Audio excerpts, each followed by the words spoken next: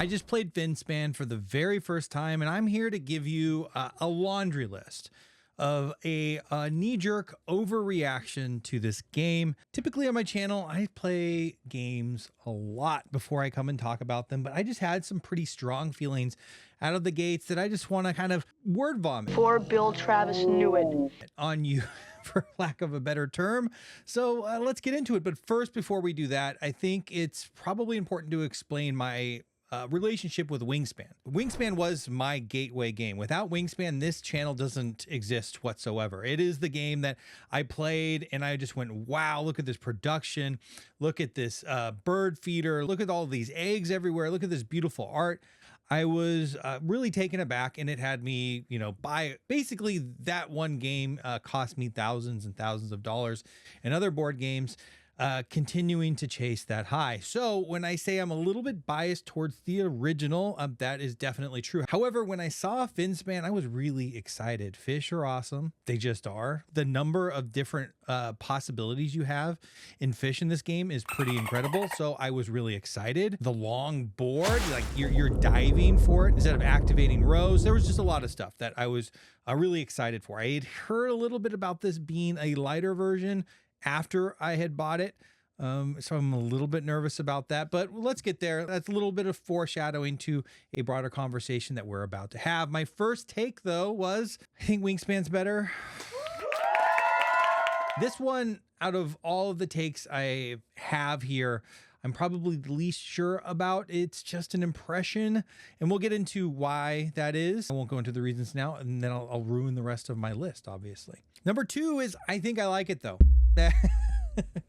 I'm coming out with some pretty crazy hot takes out of the gates, but I just wanted to set us up with Wingspan's probably better, but I think I like this game though before we get into everything else. One of the first things that just occurred to me out of the gates as I'm digging for cards, trying to find a particular activate power, is card draw. I mean, card draw is a staple in any card game, tableau building, engine building game, and the engine is mostly, in this instance, the cards. And card draw and Wingspan is I mean, I see those cards and I drop them in, especially when I can get card draw outside of the context of the row that gives you card draw. That's kind of the big efficiency puzzle that you're trying to solve. In this instance, there's only 4 cards in the entire game that, when activated, give you card draw. And 3A is cards feel extremely scarce, and they feel extremely scarce by design, I am sure, because a lot of the fish that you're trying to play cost cards to play. There's no food here. There's no bird feeder. There's no food requirements. The requirements to play a card are mostly eggs and other cards. Sometimes it asks for young, which are fish that are hatched from eggs. But for the most part, that's it. The only other way to play a card is all cards can be played on top of others. Basically, thematically, that fish is eating another fish as long as the fish underneath it is shorter. You're constantly trying to find cards in this game. The row that's activated to give you cards, you have to have fish in the particular depth. I mean, I guess sort of similar to Wingspan, where you have to play enough fish to get that card draw up to be able to draw more and more cards. But there's just not a lot of other ways to do it unless you're playing a win played power. So it feels like the win played fish on purpose are much stronger than Wingspan. I certainly had more of an incentive to play the win played powers that do nothing else for you other than score at the end of the game. And that nests, get it? That nests with my number 4. I missed the card market. Any game that kills a card market better have a great card draw. Most recently, I pointed this out in Creature Caravan, I believe it was, where there is no card market there, and you really want specific cards, and you're digging through cards. But there's ways in that game to really get a lot of card draw going.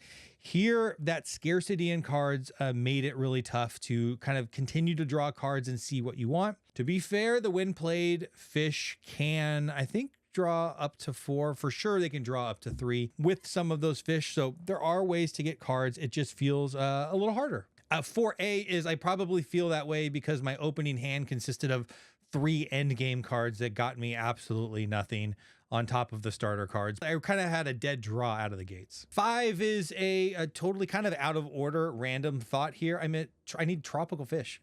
They're like, give me some more tropical fish. The fish are really cool in this. There's a lot of really cool fish. There's not a lot of tropical fish. I'm sure Stonemaier will expand this with lots of tropical fish in the future. That expansion might be foreshadowing for a really big thought later, but we'll put a pin in that for now. All right, so 6. I have 6 A through E, and it's all about complexity. The big narrative here is this is a less complex Wingspan. And I think up to an extent that's true, but I don't think I've played enough to actually know that's true. So 6A is obvious. You lose food. There's no longer one or more of 4 different food that you have to collect in order to play the bird. That's just automatically going to, get a lot of that resource management headache out of the way and makes it less complex. 6B is fish powers are less interesting. There are, it seems and feels, and I haven't done the math on this, many fewer and less complex powers. Most of the fish are very, very straightforward in the when activated powers. They're giving you eggs, they're letting you hatch eggs, they're letting you move young, they're letting you eat another fish, they're letting you draw a card from your discard pile, or like I'd mentioned, draw a card. That's basically it. That's basically every single activated power you can play in the entire game. The only wrinkle there are some of them have everyone do the thing, or some of them have you do the thing multiple times. But that's basically it. There are a couple classes of cards that you might be familiar with in Wingspan that are certainly missing here. And one of which is an activated power. When you do something, you get something. And a couple examples of that. With the black-bellied whistling duck, when activated, discard a wheat to tuck 2 cards from the deck behind this bird. We all know that that feels really good to tuck those cards and get those points. When activated, tuck a card from your hand behind this. If you do, gain a worm. That's Vo's Swift. That's great. Ring-belled gull. When activated, tuck a card from your hand behind this. If you do draw a card, there's some card draw. There's nothing like that exists in Finspan. There's also another class of cards. It's the pink banner powers. So like the belted kingfisher. Once between turns, when another player plays a water bird, gain 1 fish from the supply. The brown-headed cowbird, once between turns, when another player takes the lay eggs action. This bird lays 1 egg on another bird with a particular type of nest. So basically being triggered off of other people's actions. I did not find any of that in Finspan. It feels like in-game powers are more powerful here, which to me is a little less fun because I like to kind of build that engine. And that is related to the when played actions, where it's a one-time action or benefit that you get. Once again, not adding to your engine. Engine building in general has frankly been nerfed in this game, is kind of what it feels like. Once again, this is one play, but it certainly feels that way. So 6C, hatching eggs, moving young to make schools, and also the fact that you can eat other fish really puts itself above Wingspan from like a spatial puzzle perspective. You can play your fish cards wherever you want.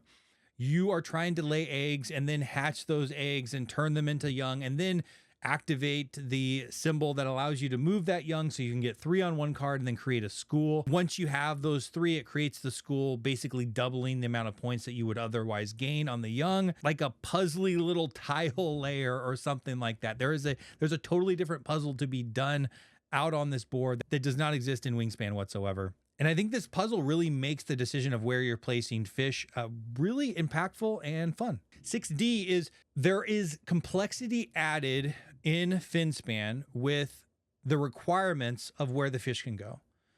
Just like in Wingspan, there's a requirement on row. In this case, it's depth. But in Finspan, there's also a requirement on column. Not all of the cards are like that, but some cards have a particular color stripe on the side of them, and you can only put them in the corresponding column. That extra dimension really adds to the puzzle in the hand management, something that doesn't exist in Wingspan either. Once again, it's another point in the column of, I don't know if this is actually lighter or not. In Wingspan, you activate rows. Here, you activate columns with a diver. That diver makes its way down the depth, and it collects bonuses like cards or eggs or, some other things as you go along. And it only collects that bonus if you have a fish played at that particular depth.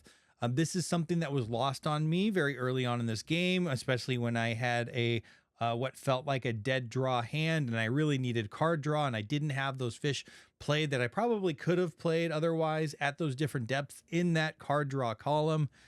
And that really hurt me. I like that. I like that addition to the spatial puzzle of also playing with those eggs and hatching them and all that stuff that we had just talked about really does make this feel completely different. All right, so that's the complexity conversation. I think there's more to come on this conversation. Regardless, I'm still confused. I don't know that Wingspan is that much heavier. I think the complexity is just placed in a different spot. Number 7, I like the personal discard pile. I like the wrinkle of being able to activate that fishbone symbol and go grab cards sitting in that discard pile. Yesterday, I felt like there weren't a lot of cards that I wanted in there. There is this dynamic of probably discarding in-game cards early and then going back and grabbing some of those really important ones later. I think in an expansion, you'll probably be digging in other players' discard piles, which I think would be a really great little wrinkle there, especially giving you the ability to fish out other cards and making the decision even tougher to put really great cards into that discard pile. Regardless, I think it's a really great addition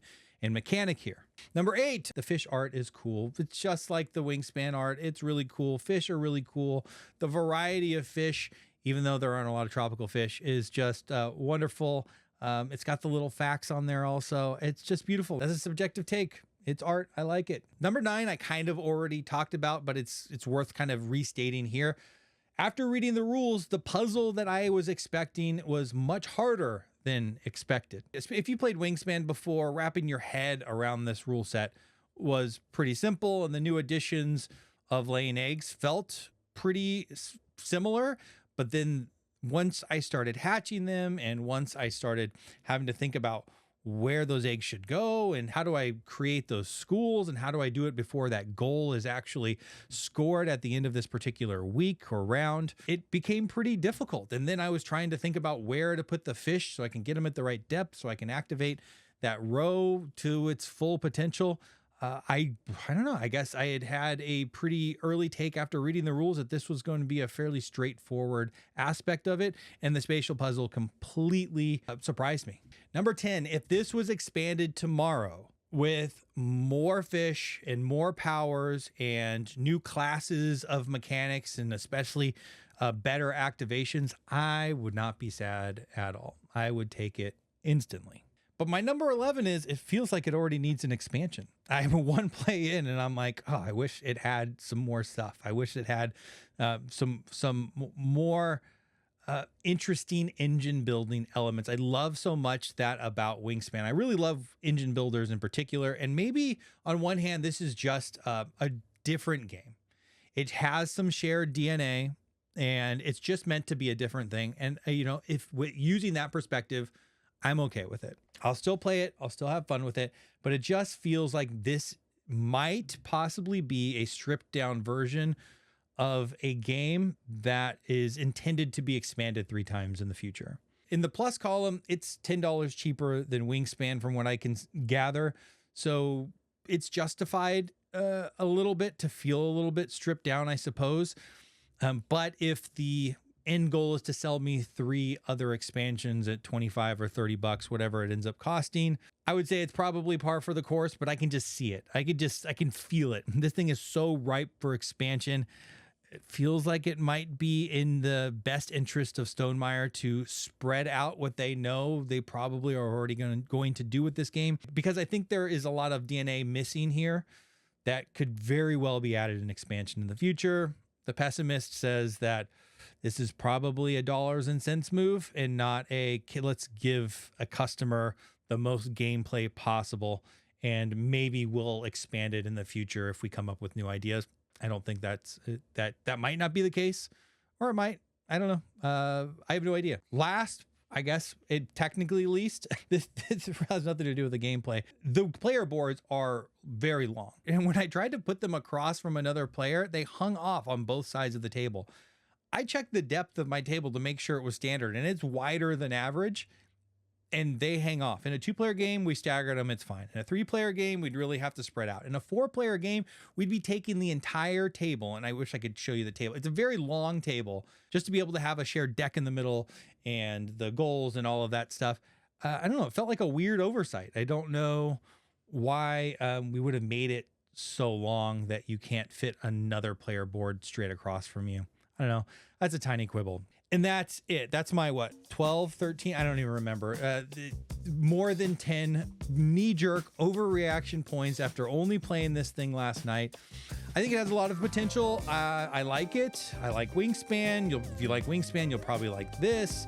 If you like kind of the, I don't know, puzzly little tile layer games, I think there's something there. My brain hasn't put together the proper connection yet to another game, but there is a much better puzzle going on down on your board that doesn't exist at all in Wingspan. And like I mentioned, if this gets expanded very soon, I'm probably going to buy it. So if you've made it this far, I really appreciate you dealing with this kind of stream of consciousness. This is a little bit of a different video than I usually do from the person that did a 100-hour video on Elder Scrolls. This is a totally different thing. So if you like this, where I get kind of content out a little bit quicker with impressions, essentially, let me know. If you don't, sorry, we'll probably be back to regularly scheduled programming soon. And with all of that said, thank you very much. Have yourself a great day.